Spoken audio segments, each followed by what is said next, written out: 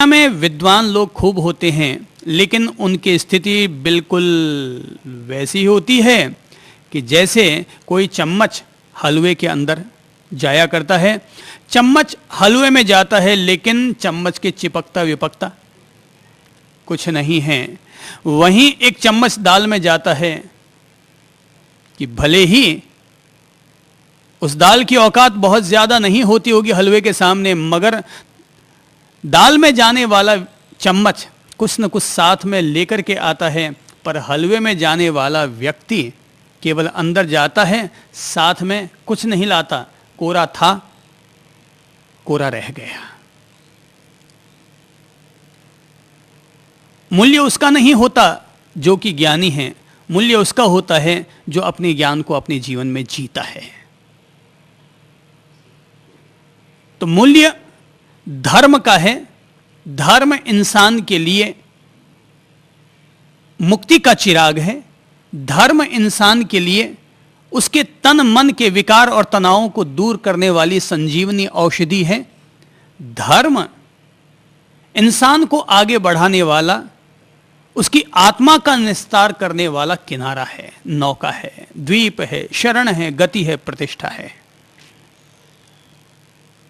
पर जैसा कि घड़ियाल की कहानी के जरिए मैंने पहले यह बात स्पष्ट कर दी कि केवल धर्म को सुन लेने से, धर्म को पढ़ लेने भर से किसी का भी निस्तार नहीं हो जाने वाला। दुनिया में सुनने वाले करोड़ों हैं, बोलने वाले लाखों हैं, लेकिन उसको जीने वाले गिनती के हैं। तो ज्ञान वो नहीं होता जो किताबों से पढ़ा जाता है, ज्ञान वो होता है जो जिया जाता है। अगर कोई व्यक्ति दीपक को जलता हुआ देखकर आगे से गुजर जाए तो दीपक उसका नहीं हो जाता। दीपक तभी उसका होता है जब उसका प्रकाश का उपयोग करने को तत्पर होता है। कोई आदमी अगर चौराहे पर खड़े होकर के गायों को गिनना शुरू कर दे कि 10 गाय गई, 20 गाय गई, 50 गाय गई, तो गायों को गिनने से तो वो गायें उसकी हो नहीं जाती ना। गायें तो तभी उसकी होती है जब उसकी मालकियत अपने साथ जोड़ता है। भगवान श्री महावीर, जो कि स्वयं कभी राजकुमार थे, लेकिन उन्होंने धन के महत्व को गौण किया और धर्म के महत्व को स्वीकार किया। और धर्म के महत्व को स्वीकार करने के कारण ही वे भी एक दिन ठीक वैसे ही निकल पड़े जैसे कभी राजा हरिद्वार के लिए निकल पड़ा, जैसे कोई घड़ियाल किसी त्रिवेणी में स्नान करने के लिए निकल पड़ा, महावीर भी निकल पड़े। जब तक किसी भी व्यक्ति के लिए धन का महत्व रहेगा तब तक वो व्यापार करेगा, दुकानदारी करना चाहेगा, संसार में रहेगा, सुबह से लेकर रात तक अर्थोपार्जन ही करता रहेगा। लेकिन कुछ ही विरले जीव ऐसे होते हैं जिनमें धर्म का महत्व, धर्म का रंग, धर्म का स्वाद चढ़ जाता है और तब वे दिन भर अपने जीवन के साथ धर्म की सुवास और धर्म क्रिया, धर्म आराधना को अपने जीवन के साथ जोड़ते हैं। खुद की सोच, खुद के मन में किसका महत्व है, इस बात पर सब कुछ निर्भर करता है। कोई व्यक्ति अगर संसार में बैठा है तो इसकी भी कोई वजह होगी, और कोई व्यक्ति अगर संत बन गया है तो इसकी भी कोई वजह होगी।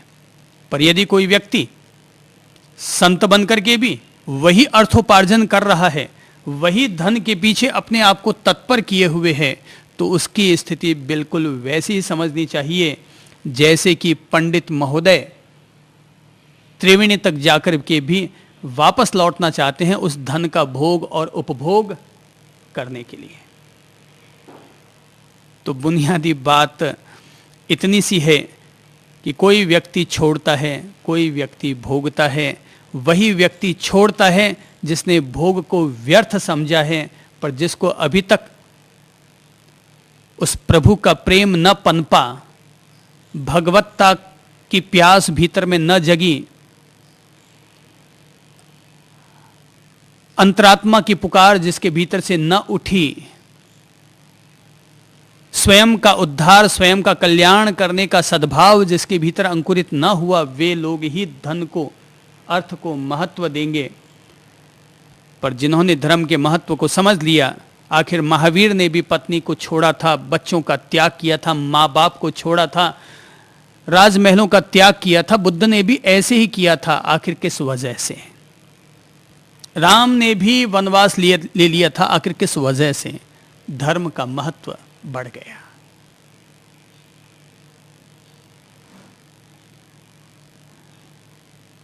तो धर्म का महत्व जब बढ़ जाता है तो आदमी 4 कदम आगे निकल जाया करता है।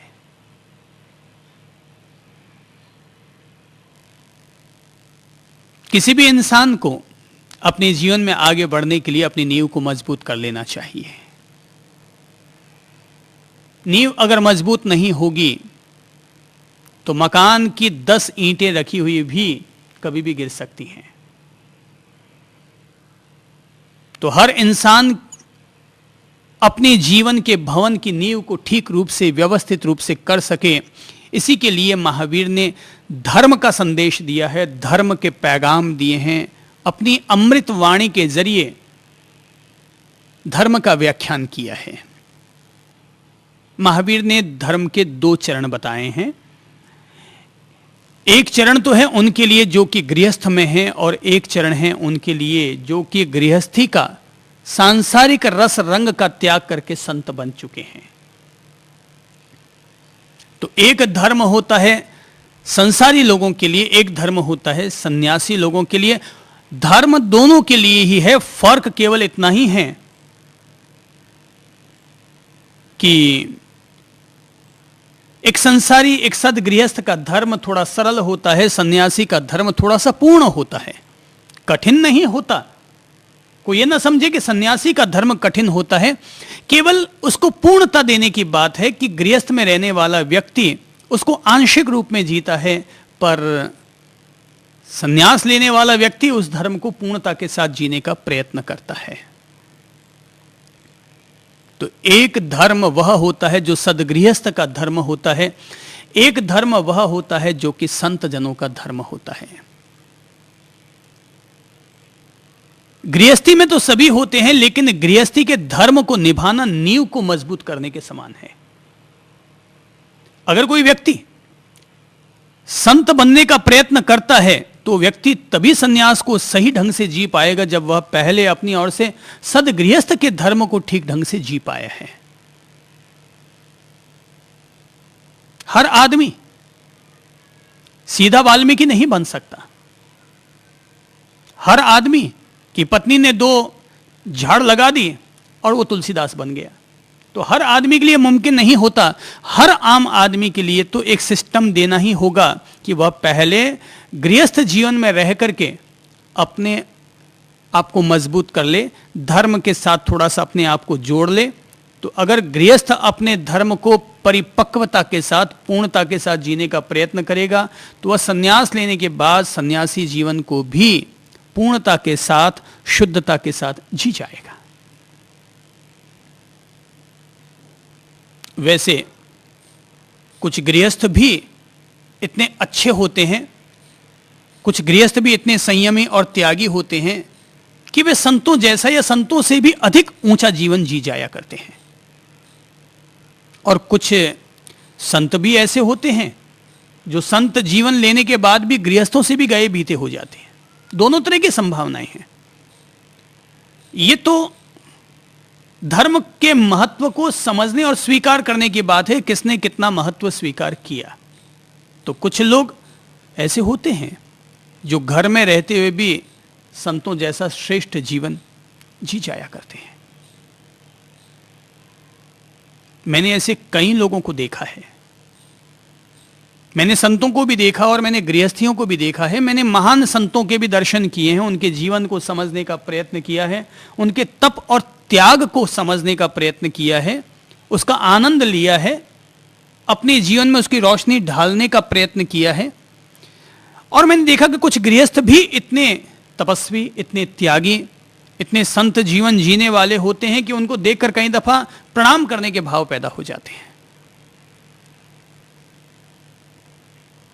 जैसा कि अभी कल परसों ही अपन चर्चा कर रहे थे कि किस तरह से वो बोथरा जी कि उनका पोता गुजर गया, लेकिन इसके बावजूद वे दुनिया के प्रबंधों में उलझने की बजाय वो अपने आत्मभाव में स्थित रहे और अपने धर्म में स्थित रहे और अधिक तप त्याग में चले गए।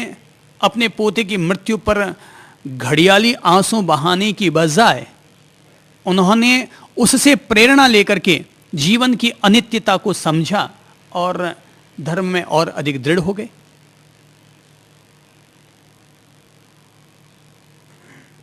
तो मैंने देखा है कि अभी कुछ समय पहले ही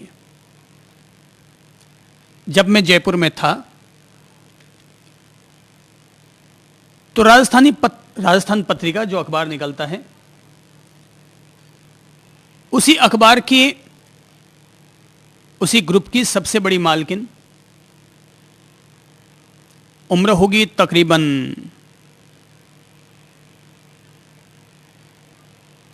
80 से 85 वर्ष की उम्र के बीच में, कुलिस जी की पत्नी, तो एक दफा वो मेरे पास आई और आकर कहने लगी, महाराज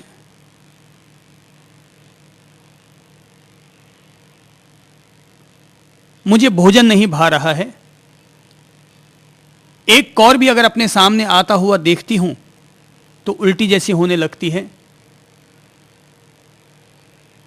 इच्छा भी नहीं हो पाती खाने की। तो 1 महीना मैंने इस तरह से गुजार दिया है, मेरा शरीर और अधिक दुर्बल होता चला जा रहा है, मेरे से अब खींचना मुश्किल हो रहा है, आप कुछ ऐसा कर दीजिए जिससे मैं रोटी खा सकूं। मैंने कहा अच्छा माता जी आप बैठिए। मैंने बात को ऐसी सहजता से लिया था, लेकिन मैंने ऐसे ही कुछ बता दिया कि अच्छा आप अमुक दवा ले लीजिए, उससे भूख लगने लग जाएगी। तो मैंने कहा अभी मैं मंगवा देता हूं। तो बड़े घर की महिला थी, तो मैंने हाथों हाथ बगल में एक बैठे व्यक्ति से कहा कि भाई एक काम करो, घर से 5 पीपल ले आओ और इनको पीस के दे दो। तो उन्होंने कहा आज तो मेरे उपवास है। उस महिला ने कहा आज तो मेरे उपवास है। मैंने कहा आज किस बात का उपवास? बोले मेरे वर्षी तप चल रहा है। क्या बात कर रहे हैं आप? आपके वर्षी तप चल रहा है? इस बूढ़ी कृष्णकाय